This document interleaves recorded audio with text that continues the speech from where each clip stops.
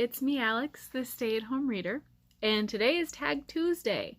I was tagged by Erin of Erin Go Read. I will have her video linked below to do the Think Twice book tag. This was originally created by Jolene at Bookworm Adventure Girl and AJ Dunn from AJ Dunn Reads and Writes. Think Twice book tag. I have so many books spread in front of me right now. And of course, I think twice even about the answers. So some of these I have multiple answers for. Let's get through this as quick as possible. First prompt is Double Vision, a book that features twins. I just finished this. I started this the last week of August. I started it thinking I could read it quickly in the last week and then just have September for Shorty September. But nope, I got about halfway through that last week and then read little bits here and there. And then finally, just yesterday, I finished Hamnet by Maggie O'Farrell. This is a book about, we know it's Shakespeare. It's never said that it's Shakespeare, but his wife, Agnes or Agnes, and the death of their son, Hamnet or Hamlet. Apparently the names were interchangeable at the time. And Hamnet had a twin sister, Judith, and their twin bond is a pretty crucial element of the story. So, a book featuring twins. Double Talk, a book with two or twice in the title. This was so hard to find, and The Two Towers. This is my movie tie-in edition that I bought as a box set back in 2003, maybe? I believe I read the trilogy the summer between my junior and senior year of high school. I wanted to get them all read before the last movie came out. Two Towers. Seeing Double, a book with a reflection, shadow, or mirror image on the cover. So I saw this prompt and I was immediately like, well, duh, Gregory Maguire, Mirror, Mirror. It's a Snow White twisted retelling. Oops. There's no mirror on here. So, like, except that it says mirror, mirror, and, like, so maybe this is a mirror. It's actually just kind of like a cutaway window. So that was disappointing. Then I remembered, well, then I found this on my shelf. I haven't read this yet. This is Edith Wharton's The Age of Innocence, and there is a reflection there. I believe it's a reflection. No, you know what? I don't think it is. I think those are two separate women. What do you think? I thought it was because they're staring in the same way. I thought this would be the mirror, and I thought this was the frame of the mirror. But now that I'm looking closer at it, I don't think it is. So we're 0 for 2 on this one. And then looking at the books to reshelve from Shorty September, In a Lonely Place, we have the reflection. It's actually the back cover extends, and there is another reflection here. Here's the big mirror, so that we have two reflections. That's that one. So thank you, Dorothy Hughes, for saving me on that one. Take Two. Two book covers that look similar, but are by different authors.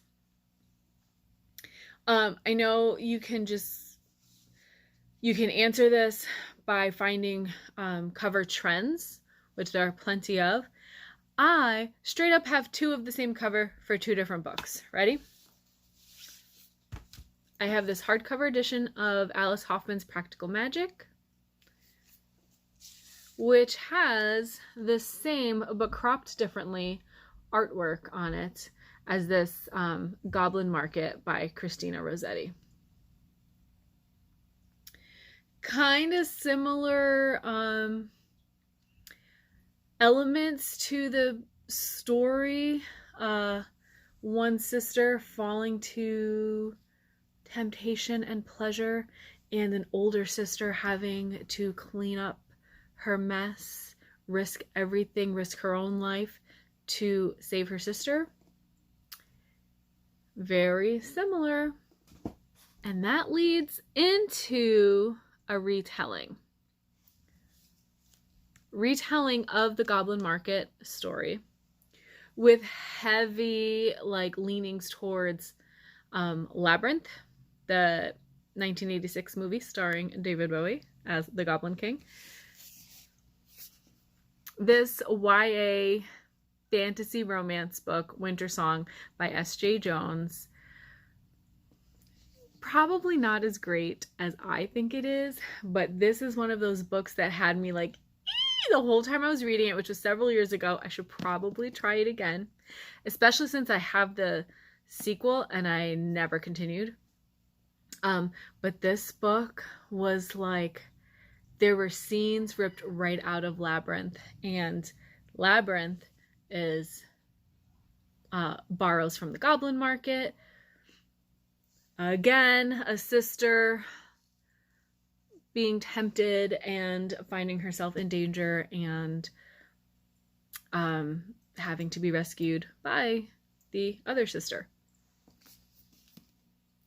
Also has a lot of Beauty and the Beast kind of elements to it. So this is really a good blend of retellings. I loved it. I had fun. This was I was excited and grinning the whole time I was reading it, and my husband was having fun there. I was like, yes, this is so much fun. Who can play at that game? A character who has two roles or an alter ego. So obviously you can find a spy book or some twisty thriller. I'm going with a cozy middle grade. And I was just thinking about this recently. I'll tell you why. Okay. The Penderwicks. This is a 5 book series by Jane Birdsall, and the series is actually a retelling of Little Women. I've never read Little Women. I have a copy. I will get to it. I love this series. It's the story of 4 sisters, 2 rabbits, and a very interesting boy. One of the sisters in this family, her name is Jane, and she is bookish, and she is shy, and she is quiet, but she has an alter ego. When she plays soccer, she turns into aggressive, foul-mouthed, Englished footballer who she has named, hold on, I wrote it down, Mick Hart. And the audiobook's hilarious because there's this really bad English accent, and she's using these really, I don't even remember, she's made up English football insults, and her teammates and her sisters and her father, just when they'll see that moment in her soccer game where she turns over into Mick Hart, and they're all oh God, here she goes, and she just turns into a beast running down the soccer field. So cute. And this book was actually on my mind recently because my Oliver, so he's playing up for baseball. He's got a 12U team because he is 12, but then he'll be 13 for the next spring baseball season. So at 13, they play on a big field. And so for this fall, he has, in addition to his 12-year-old team, he has been playing with the 15U, so 15 and under team. He's quiet and shy, and you could see he's a little bit overwhelmed playing with the older kids. And so I was telling him he needs to come up with his own Mick Hart and just say, I'm on this field, I am no longer Oliver. And so this was on my mind and immediately what I thought of when I read this prompt. It Takes Two, a duology. I have several duologies. I am going to highlight one that I need to finish. So I read The Golem and the Ginny. Absolutely loved it. Historical, I guess, fantasy. Takes place in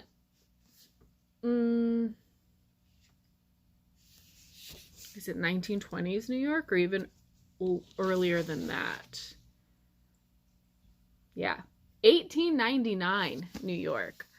And two creatures, so a golem and a ginny, both find themselves brought there by immigrants, and you get this whole like melting pot kind of storylines, and then of course they find each other, and you also get flashbacks to like the golem's creation and the ginny's like enslavement, or like him being captured and locked in a lamp to be later released in 1890 America.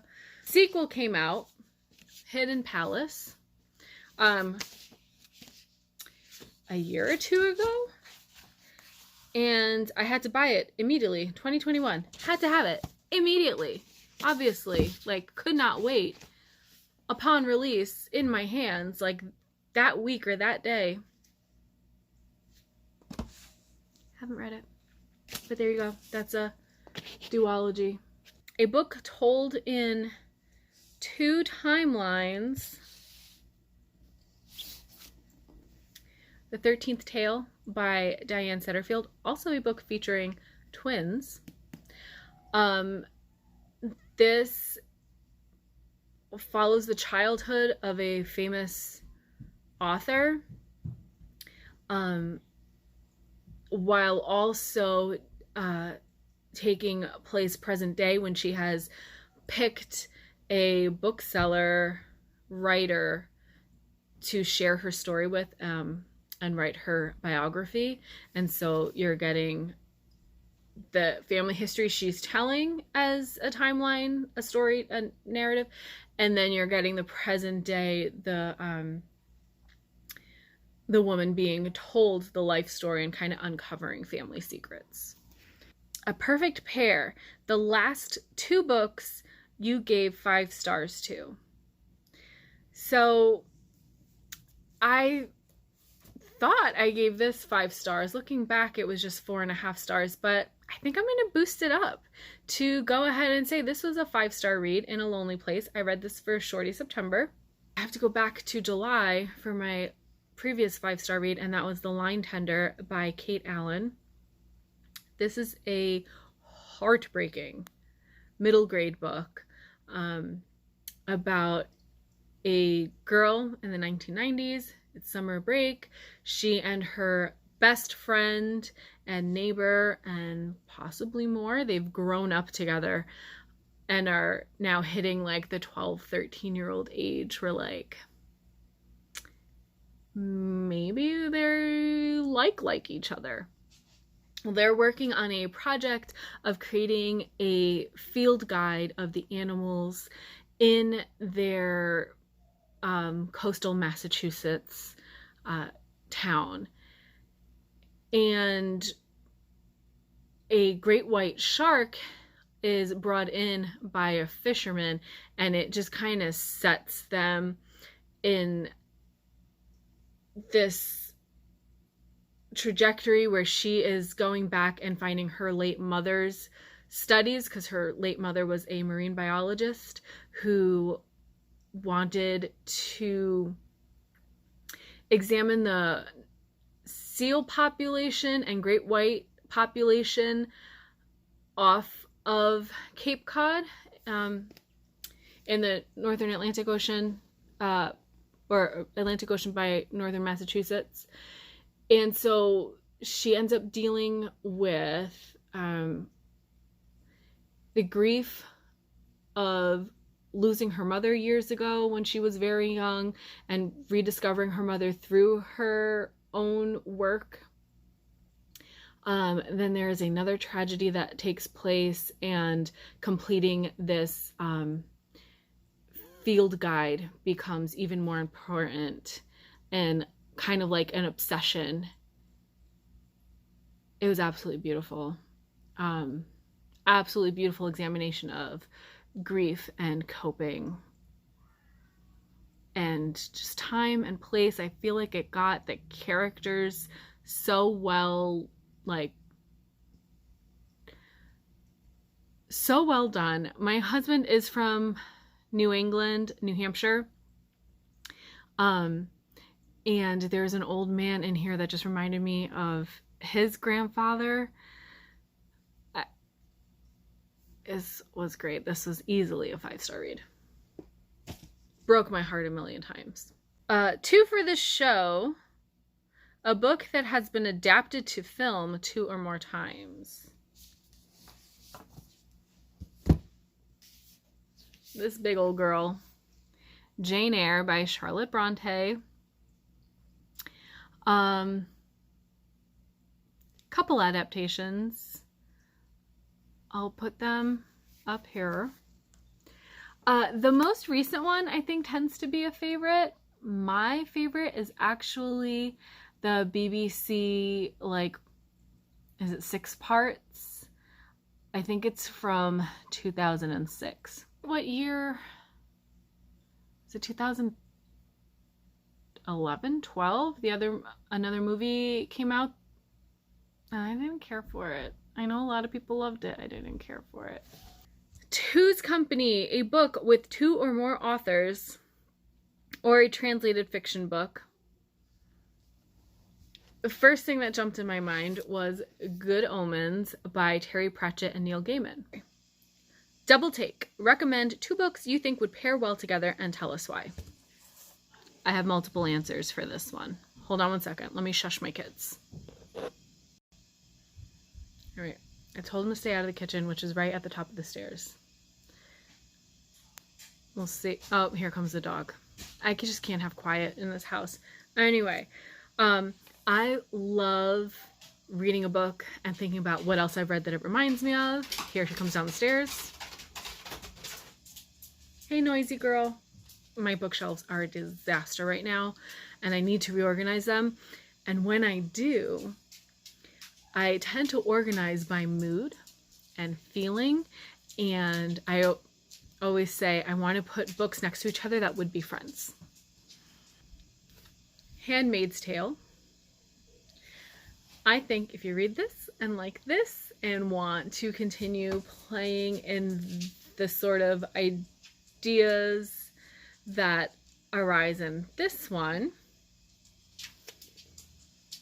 Louise Erdrich's Future Home of the Living God. Perfect companion. A lot of recycled elements, like straight from The Handmaid's Tale, can be found in this. This now is a more science fiction-y. This is kind of like dystopian in the near future, and in that way it's science fiction. This one has like this reversal of evolution element. So this says, evolution stops as mysteriously as it began. Pregnancy and childbearing quickly become issues of state security. 26-year-old Cedar, the adopted daughter of idealist Minneapolis liberals, is as disturbed and uncertain as the rest of America. But for Cedar, this change is profound and deeply personal. She is 4 months pregnant. As Cedar travels north to find her Ojibwe family, ordinary life begins to disintegrate.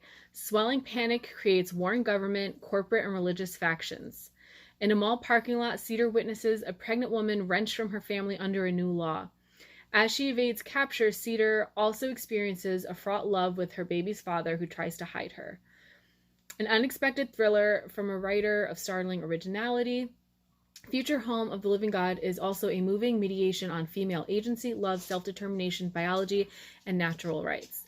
So you kind of see here this like, is it de-evolution? Like this kind of like return to like a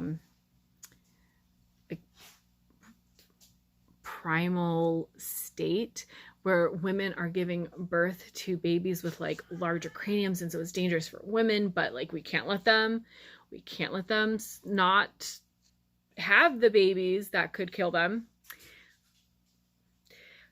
They're forced to give birth, and they're not allowed to, I think, if I'm remembering this right, they're not allowed to diagnose whether or not the babies will be born like Homo sapien sapien or like an earlier, is it like Neanderthal-ish? I don't know what came directly before. But anyway, rewind on the evolutionary chain. So we have forced birthing. Animals are like devolving also, where like all of a sudden there's like a saber-toothed cat running down the street, or like these gigantic reptilian birds like grabbing up squirrels and small mammals from the trees, and everyone's like, what the fuck was that? But talking about like women's rights issues, very, very similar to The Handmaid's Tale. Thank you, Erin, for the tag. I'm going to tag some people down below.